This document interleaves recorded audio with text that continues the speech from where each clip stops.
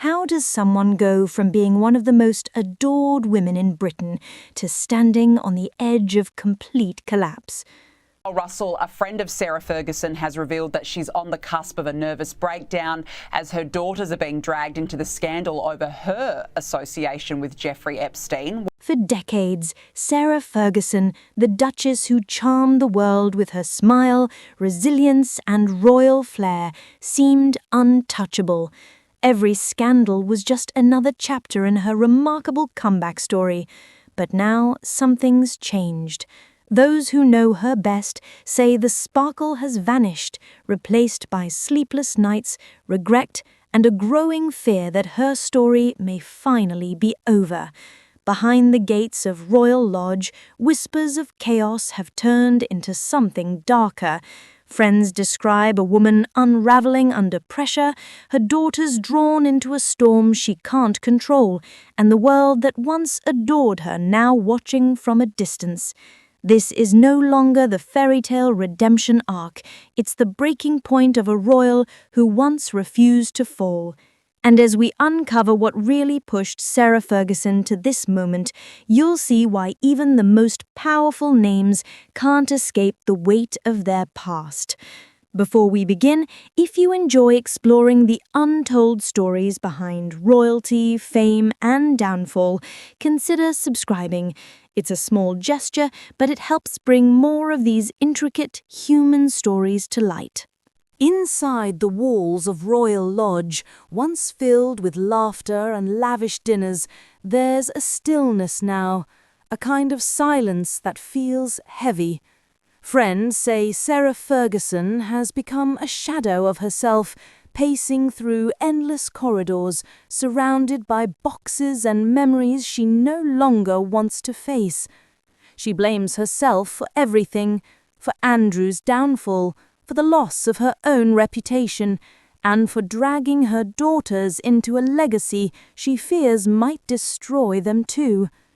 One long-time friend described her as haunted, not by ghosts but by decisions, emails she should never have sent, alliances she should never have trusted, words she wishes she could take back. She's not sleeping, barely eating, and spends hours replaying the past like a film she can't turn off. Meanwhile, the man who once shared her scandals has retreated even further from reality. Prince Andrew, stripped of his titles and honors, spends his days locked away, reportedly lost in video games and isolation. To those who've seen him, it's as if he's frozen in time while everything around him crumbles. The image is almost cinematic, a fallen prince hiding behind screens and a duchess unraveling in real life. Every day feels like a countdown. The walls are closing in, the public patience is gone, and the life they built on borrowed grace is collapsing piece by piece. But to truly understand how it all came to this, to understand why Sarah Ferguson's latest downfall feels so final, you have to go back. Back to the beginning of her favorite story, the story of how she learned to turn scandal into survival.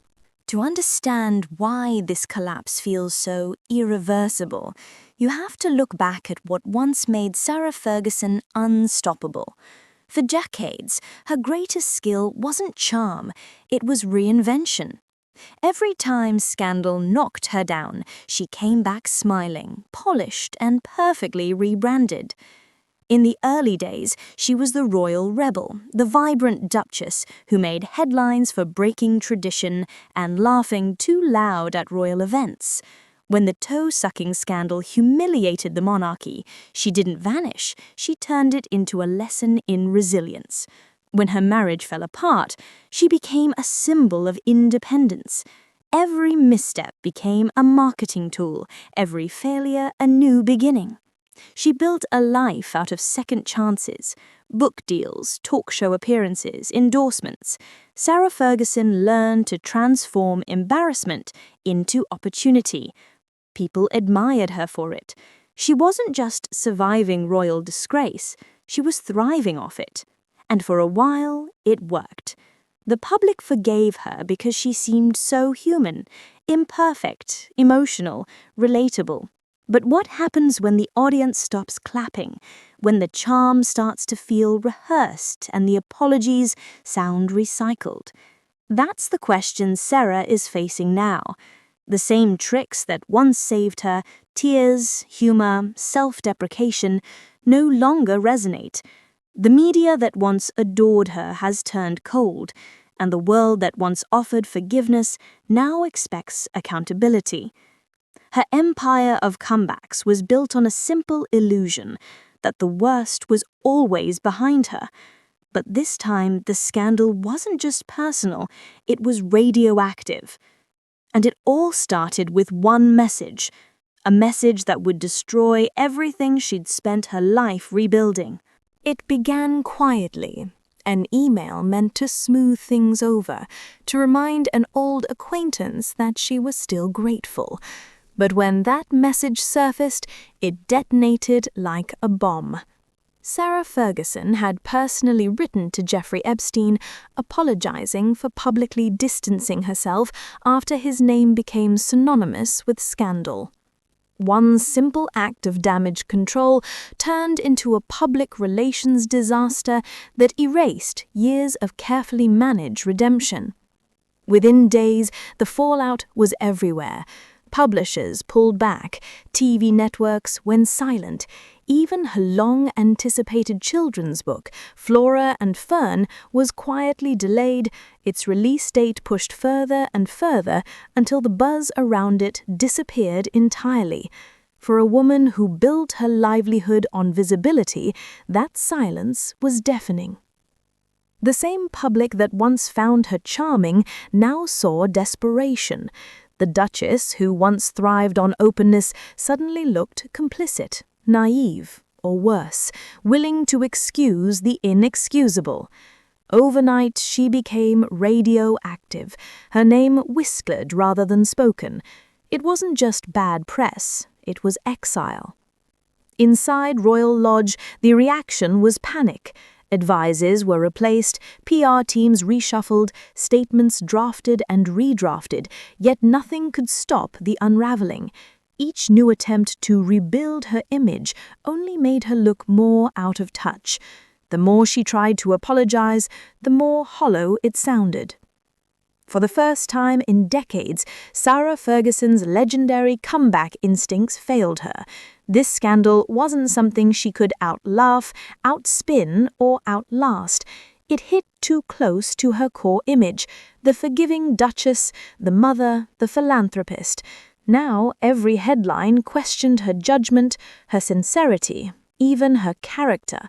And as the world moved on, she found herself trapped in the one thing she had always feared most, silence.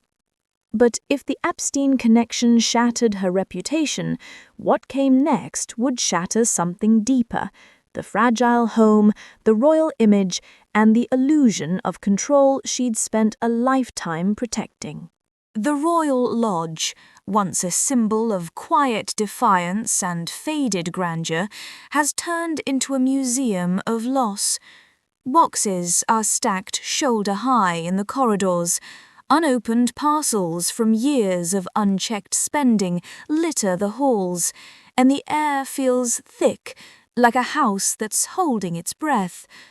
For decades, this was Sarah Ferguson's sanctuary, the one place she could still call her own after everything else had been taken. But now, even that is slipping away. Prince Andrew has been forced to surrender the estate, the 30-room mansion he once occupied, on a peppercorn rent deal. The titles, the honours, the royal protection, all gone. It's as if the walls themselves are erasing the last traces of privilege. And in the middle of it all, Sarah stands watching the life she built, half royal, half reality show, packed into cardboard boxes. Insiders describe scenes that border on surreal. Andrew, withdrawn and disconnected, hides in his quarters for hours, lost in video games, escaping a reality he no longer wants to face. Sarah, meanwhile, wanders the halls in restless frustration, alternating between fury and despair. They live together, but inhabit separate worlds, united only by downfall. Even the smallest details sting with symbolism. The Queen's beloved corgis, Muick and Sandy, are now part of the confusion. No one knows where they'll go once the lodge is vacated, whether they'll live with Andrew, Sarah, or one of their daughters.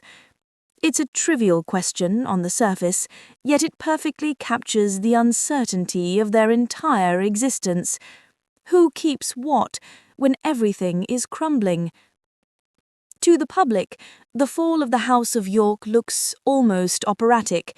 Two people who clung to the remnants of royal status, now surrounded by the ruins of it. And still, as the last portraits come down and the movers prepare for their final sweep, one question lingers. What happens to the woman who built her life around surviving every storm, when this one finally leaves nothing standing? After a lifetime of reinvention, Sarah Ferguson is facing a truth she can't reshape. The Duchess, who once turned every scandal into a comeback, now finds herself out of moves. The charm, the laughter, the endless optimism all feel like memories from another life. Friends say she still dreams of one last return, maybe through a memoir or new project, but the doors that once opened easily now stay shut. The media has moved on, and the world that once forgave her seems tired of the same story. For the first time, Sarah Ferguson is no longer the survivor, just a woman quietly confronting the cost of being seen. And as the lights fade on Royal Lodge, what remains isn't the grandeur of a royal or the image of a celebrity, but the fragility of someone learning to live without applause. If you've stayed with me this far, thank you.